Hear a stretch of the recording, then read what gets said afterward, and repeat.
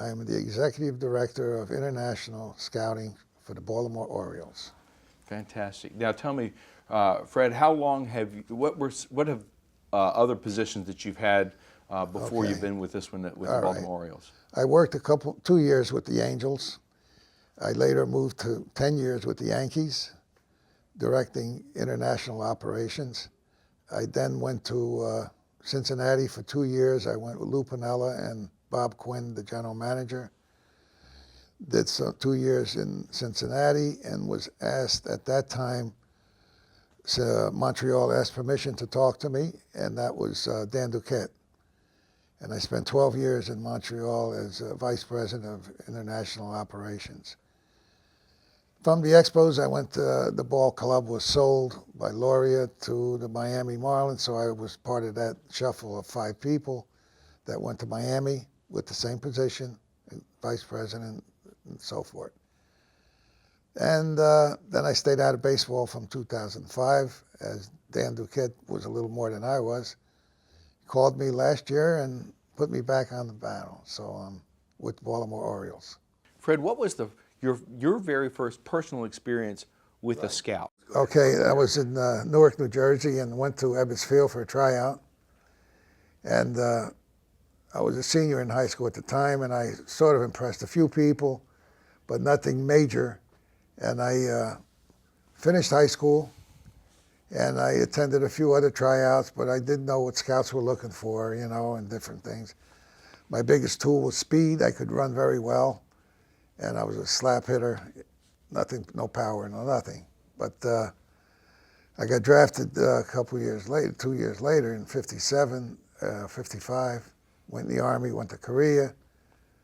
Got hepatitis there when nobody knew what hepatitis was. I spent 6 months in a hospital in Korea and got discharged on a disability, which was something, you know, I felt good. Everybody said my eyes were telling that I was with hepatitis, the jaundice. So that put me off the track of playing ball any further. Got discharged, and I opened up a camp later in Fort Lauderdale. Kept that busy for a few years and got to meet a lot of scouts that came down and see players. So I knew what they were looking for, and I was trying to help players get signed, which I did, many. And I got approached by Jack Sanford, spent 2 years with Kansas City as a part-timer. I got contacted by Leon Hamilton, another legend in scouting. Spent a couple years in San Diego, then Dallas Green with the Phillies.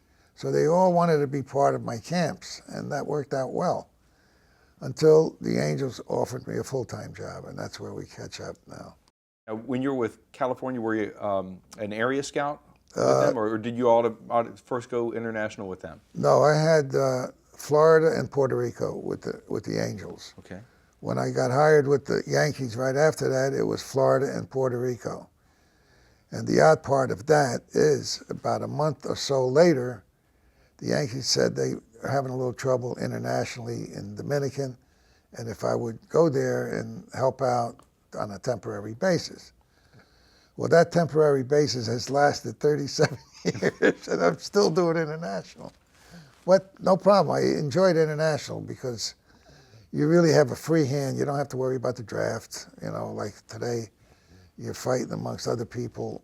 And this is basically a situation where if you like something, you have to make a decision because somebody's behind you is going to make the decision. And I think that's helped me be successful in having 61 players in the major leagues today. Tell me about your experience in Puerto Rico with Bernie Williams. Okay, that's a nice situation. I got to see Bernie when he was 15 years old, and I could project him to be a pretty good-looking player 2-3 years down the road. He had nice shoulders, he had nice slender body, ran well, threw well, had some tools at the time. And I made a deal with his mother and father after I talked to Steinbrenner and told him that I got this kid that I'd like to hide for 6 months. Because he's 15 and a half, and on his 16th birthday, you can sign him. So George says, fine, you know, do it. And I said, okay. So I talked to the parents. One was a school teacher, the other one was a principal. Spoke English, was very nice, very easy. And they said, okay. And I put him in a private school in Fort Lauderdale and trained him every morning at the camp. And he wasn't seen by nobody. His birthday came, boom, we signed him to a contract, and off he went to rookie ball. And the rest is history, guys. I think someday he's going to be here in the Hall of Fame. People are saying that today.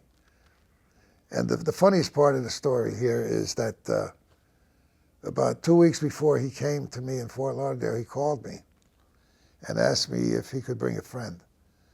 And I didn't think at the time it was going to be a good idea because I thought they might, not take it as serious as I wanted. I got to ask Steinbrenner for more money to take care of another kid. So I told him it wasn't a good idea. A couple years later, Bernie says to me, he says, Freddie, remember the time I asked you about the other guy? And I said, yeah. He said, that was Juan Gonzalez. Which, is another legend down the road. But I said, no problem, Bernie. You did enough for us. Have you been someplace else in international scouting? And who are some of the other ball players that you've seen? I've covered the world. Okay. The last 20 years or so. I've been all over. Can't hardly think of somewhere I haven't been. Europe, Australia, Japan, Korea, all the U.S. and all of Latin America. You want another story? I'll give you another story. Yeah, absolutely. I was having a tryout camp in Dominican, in this little town when I was with the Expos. Excuse me. And as I'm walking over to the field, a fella comes over on a motorcycle with a player on his back, and he says, can you look at one more player for your tryout? And I said, sure. I said, come on in. So the kid jumps off the motorcycle, and with my interpreter, because I'm a broken English speaker in Latin America. Baseball is a language of its own, and you could get a lot across. And I always had good assistants that spoke 2, 3 languages. And this fella, we asked what position. He said he was an outfielder. He was 15 or 16. He was 16. Skinny kid. So I said, all right, come on in. We put him out in the outfield with the outfielders. And we got to try out. And I usually start with the outfielders, throw to third base, throw to first, home. This kid threw, and I mean, he threw what I like to see. The ball had life to it. It wasn't a ball that dropped. I mean, it had life to it. So I enjoyed that. Now we're going to run the 60-yard dash.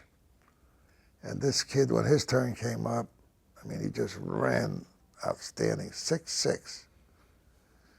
Call him over, and he's standing out in front of me, and I see he's got 2 different shoes on. One is about 2 inches longer than the other.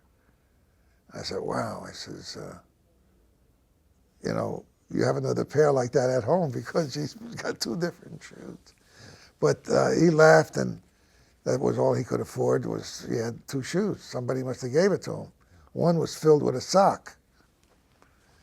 So, all right, so now this player has really got me looking at him because he ran well and he threw well. That's 2 tools. We're going to play a game now with the best 18 players, and there was about 35 of them. And I told my assistant, I said, that kid that ran well and threw well, let's lead him off every inning so I see maybe 7 at-bats before, because I had a plane to catch about 3 o'clock or whatever, I forget. So we did set that up. And the first time the kid gets up, he hits a ball to shortstop, and he's running down the first baseline, and he pulls a groin muscle. So that was tough, and I wanted to see him swing the bat. So now we're playing the game, 3rd inning, 4th inning, and he's sitting in the dugout with his head between his legs. He's very disappointed. And I kept looking at him, and I told my assistant, I said, you know what? That kid that ran well and threw well, what's his name? Vladimir Guerrero. I said, wow. I said, you know what? Let's give him a chance. I said, I saw the running, I saw the throwing, I'll project the hitting. So we gave a chance. We went to his home, and we signed him. And signed him to a very small contract that Sports Illustrated has mentioned it being the second best deal in the history of baseball, the first one being Babe Ruth being sold to the Yankees from the Red Sox. So that has gotten recognition as the second best deal ever. $1,500 I signed them for. So that's a story in Dominican. But I've covered, I've signed, like I say, 61 players.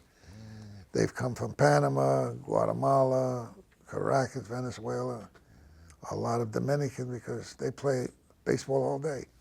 They don't go to school. They just play baseball all day. Who are some other ball players that you've seen clearly? Of some of these fellows who made it to the majors. When you saw them, you went, "That's a baseball player. That's why I'm a scout." Yes, I remember Javier Vasquez, Puerto Rico. About the same time as Jose Vidro, I signed both of them, and this was already during the draft period when Puerto Rico got in the draft. But Javier Vasquez was a slender kid with nice big shoulders that you knew would fill out, and that he would be a good-looking athlete in 2 or 3 years. He was throwing at the time 85 miles an hour, which is nothing major, but I could see that he could be a 90, maybe 90 plus. Signed him, and he spent 15 years in the big leagues, ended up recently at 95 miles an hour. So, I mean, he put 10 miles on. He was a perfect example of what you just asked me. How did you learn what the scouts were looking for so that you could run a baseball camp? Well, I knew, you do know the tools that they're looking for, but how good are those tools is another question. You're looking for arm strength. A lot of parents will call and say, "Look at my boy," and you're looking for something better, and they think it's a family deal, and father always likes his son. He's always the best. I mean, somebody could say, "Fred, this kid is the best player in Oshkosh," but that doesn't mean nothing. What's there to compete against? You don't know. And that phrase has been mentioned to me hundreds of times. He's the best here or the best there. But a live arm, you have to see some life to it. When the ball is thrown, whether it's the catcher, the pitcher, or an outfielder, it has to have some life to it. It can't be just a ball thrown. Running ability, you can't teach it. You can help it, but you either are born with it or not. Running ability, you could teach how to get on your toes, how to get a good jump. There's a lot of good players, good runners that are not exceptional runners. What they are is good base stealers. They know how to get the jump. They know how to get the crow hop. So those things you could teach the fella that's a little below average. There's certain positions. A catcher does not necessarily have to have speed. Third baseman does not necessarily have to have speed. First base does not necessarily have to have speed. Those 3 positions, you're looking for the bat and a handle of the position. So now you're taking away some tools, but you're plussing other spots. He's got a good arm. He can hit the ball. He's got power. He's got leadership. He's got good character. A lot of those things take place. I start right with the handshake when I meet the player. If he looks you in the eye, he's got some positive look in his eye, I look a little further. I'll walk down a dugout and see 10 players and shake hands with 10 players, 15 years old, 16 years old. And in my estimation, it seems like I could tell which one is the best one just by the handshake. And it's my theory. I've been in ballparks for so many years. Last year, Manny Ramirez was working out, trying to get another chance. And he would come out to our ballpark in Fort Lauderdale that I have another camp and try to get back to hitting his ball, whatever. He had some sound to it that I could hear him from the parking lot. It's a little different sound, right from little leaguers. I mean, little leaguers, you have 10 little leaguers, and they're all taking batting practice. There's a sound from that best hitter that's a little different than the others. Vladimir Guerrero was the same thing. I mean, he'd be in the batting cage, and wow, I mean, you could be down in right field, you could hear him hitting. It's just a different sound. Like I say, I could judge over the years now. I don't need a stopwatch. I don't need a radar gun. I can come very close to exact numbers. And it's experience more than anything else. Fans see scouts with radar guns. Mm-hmm. I want you to talk about how, if you can, what the radar gun can tell you and what the radar gun doesn't tell you that a scout can see, and shows why you can't just show up to a ballpark with a radar gun and think you're a scout. Exactly. Anybody can do that. And a person that, is a fan, you can go with a radar gun and put numbers down, and really doesn't mean that much. Life is important to a fastball. When I say life, you want to see movement. Control is another thing. Pitcher can have a lot of good control and not throw it 91, 92, 93. That's important. But when you consider, see, the radar gun just gives you the velocity. It doesn't give you what you're looking for in extent, such as the life. Were there some scouts that you, when you look back, you go, these were scouts that really helped me understand what this profession was all about? Yes, there was a couple. I'll go back to the Philly organization with Gene Martin. He was older than me, but I was working part-time with the Phillies, and I did learn a lot from him at the time because he was a former GM, a former scouting director, a former farm director, and then the scout after he was in his 70s, 80s even, that we were still going to ball games together. He was one in particular, Gene Martin. When you put together scouting reports on players, if you're an international scout, is that a different kind of scouting report that you need to put together as opposed to a domestic area scout? Yeah, see, a domestic scout will put a lot of follow reports in, where I don't have time to put a follow report in because, like I said earlier, I'll leave that country today and somebody else will go in tomorrow and I lose that player that I liked. So my report sometimes is verbal to Dan Duquette. We talk about him. And we've gotten to know each other's ideas, what we like and so forth. He can understand my reports and I can understand his feel. And I know sometimes if he might say, no, I think we ought to pass, which is fine. That's how things are done. You don't have to agree to everything. We're not puppets to each other, that's for sure. And that has helped because we've had success with the Expos, which was outstanding. And we're doing it now with Baltimore. Folks in the United States don't know about the passion for the game that is down in the Dominican Republic and down in Venezuela. Can you talk a little bit about, Sure, from a Latin perspective, how the game is different down there and the situation in the ballparks, and just a little bit of insight into the difference between going to see a game in Nashville, Tennessee versus going to a game down in the Santo Dominican? Domingo. The first thing is equipment. I mean, some of these players that are out there, I mean, they really hurt on equipment. I mean, they used cardboard sometimes for gloves, and they just trying to make contact with it. Their shoes, spikes are totally worn. They've gotten and maybe donated, used equipment. Bats or sticks in a lot of areas. But I have seen a lot of improvement over the years. The last 10 years, Major League Baseball has done a lot of clinics in a lot of these countries that are in need.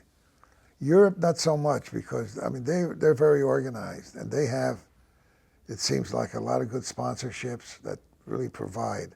Japan is someone that's on its own also.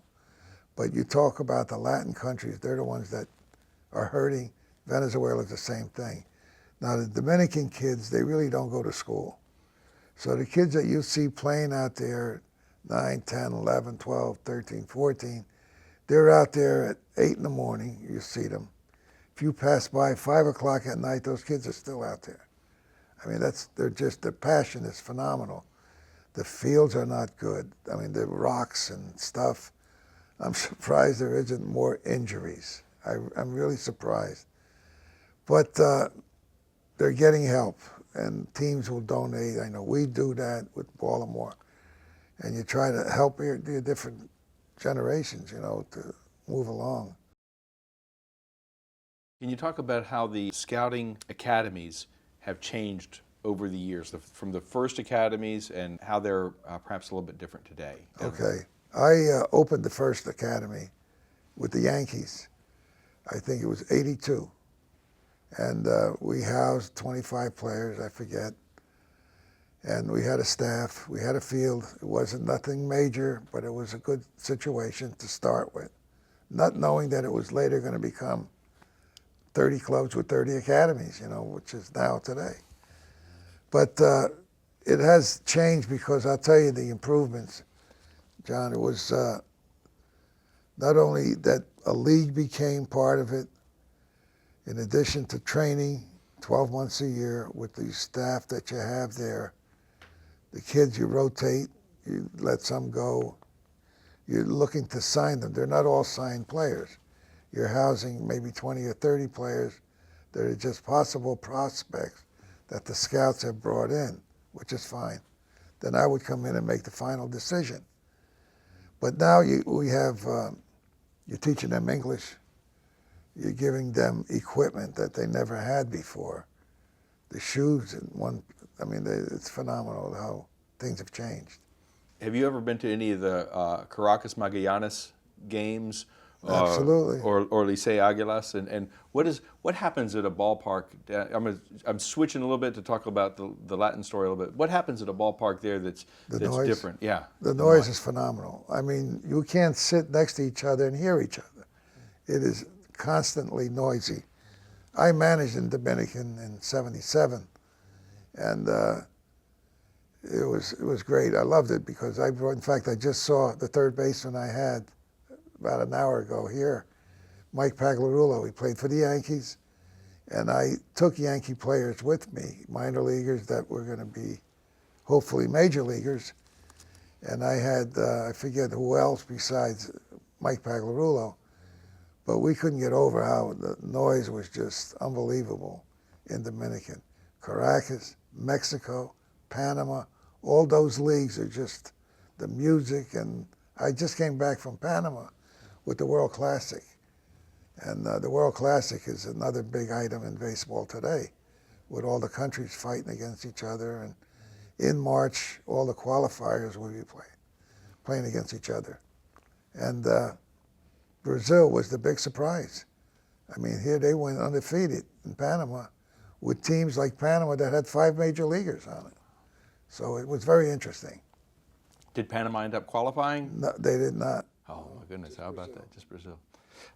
What team did you manage when you were down in the? It was in Caimanes. Okay. It's no longer in the league. Yeah. Okay. It was an expansion at the time.